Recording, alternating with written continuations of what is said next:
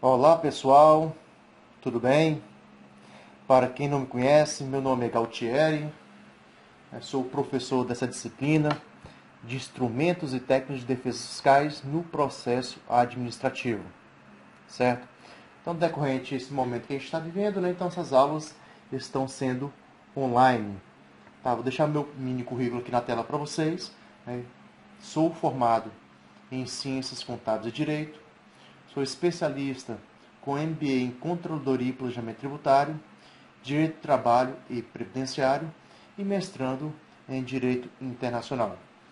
Segue aí meu e-mail, segue meu Instagram, né? Caso precisem, podem também entrar em contato comigo por essas redes sociais. Tem um site do ETOP, né? Você pode também estar mandando as suas dúvidas, tudo bem? Então, assim, sem mais delongas, vamos entrar no nosso assunto. Pessoal, basicamente a gente tem que imaginar que o processo administrativo, né, ele é algo mais amplo. Dentro dele, né, a gente tem o processo administrativo fiscal, certo? Então, o processo administrativo, a gente está falando a nível, vamos falar assim, da Receita Federal, né, a nível União, né, está aí na Lei 9.784 de 99, tá? Então, para que serve esse processo administrativo? Ele serve para trazer o controle da legalidade, né? Controle da legislação, da lei, né? Porque se a gente for analisar, como a própria Constituição Federal, em vários momentos, lá no artigo 5º, né, no artigo 150, inciso 1º, né, fala da questão do princípio da legalidade, onde ninguém pode ser punido senão por meio de lei, não pode majorar um tributo, né, sem ser por meio de uma lei.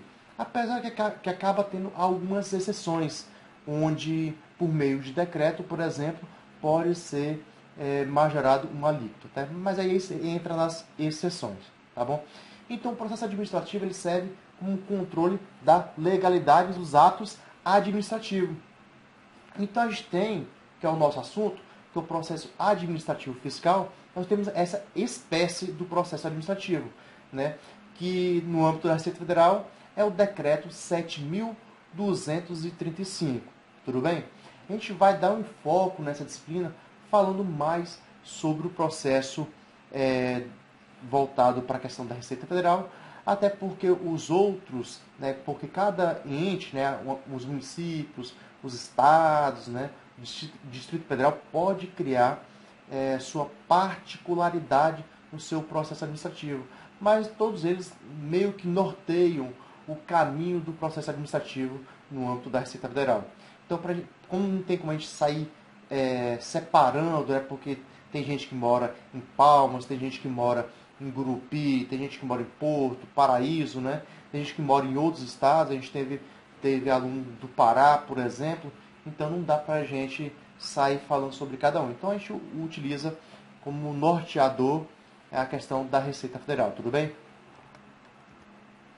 Então, o processo administrativo fiscal, né, tem a questão do controle da legalidade com qual olhar? Com o olhar do fisco, certo? E do olhar do contribuinte, né, ou seja, o olhar do sujeito passivo, né, o controle da capacidade contributiva. Por quê? O olhar do fisco é saber se tudo está cumprindo de forma como determina a legislação, né? Se você está cumprindo o que diz a lei.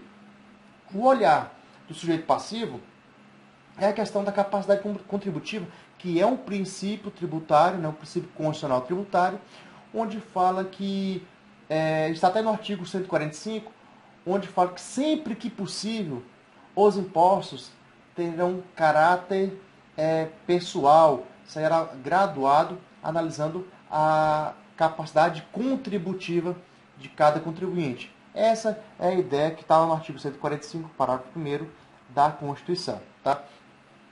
Um ponto que a gente tem que imaginar, quando a gente fala do controle da legalidade do olhar do fisco, é ver o conceito de tributo, que está estampado lá no artigo 3º do Código Tributário Nacional, onde diz que tributo é toda prestação pecuniária, compulsória, em moeda corrente, ou cujo valor nela se possa exprimir, que não constitua sanção por ato ilícito, instituída em lei e cobrada mediante atividade administrativa plenamente vinculada.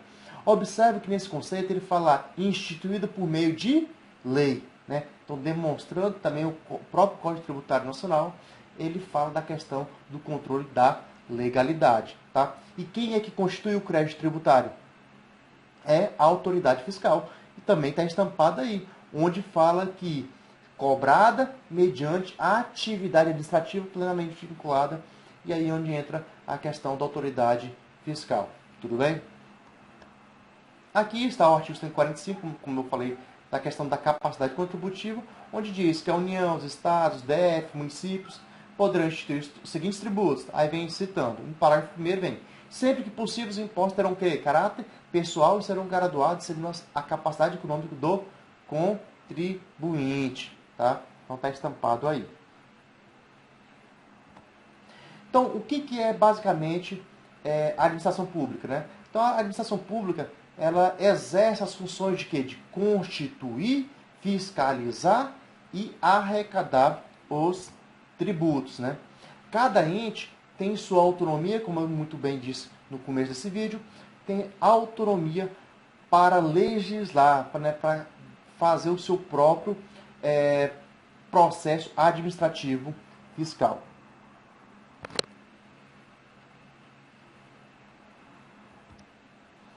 Então, o processo administrativo, basicamente, a gente fala que é dividido em não contencioso e contencioso. Né? O contencioso, quando a gente analisa ali, quando há um litígio, já houve um conflito, por exemplo, houve um auto de infração e o contribuinte vai se defender. Tá?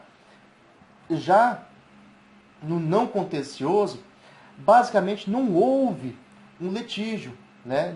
Não houve um processo, e sim há um procedimento, né? Como diz aí José dos Santos Carvalho Filho, né? Em sua doutrina.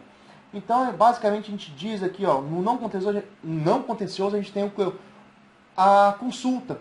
Você faz a consulta, né, para Cefaz, né, para a Secretaria da Fazenda, né, para a Receita Federal, tentando entender como que se aplica essa norma jurídica, né, ou interpretá-la.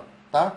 Então, assim, se você tem dúvida da aplicação, antes de você ser autuado, antes de um processo instaurado, você pode buscar perante a Receita Federal, por exemplo, né, uma dúvida, lançá-la e aguardar a resposta. Tudo bem? Vou parar esse vídeo por aqui, para não ficar longo, e darei continuidade no próximo vídeo.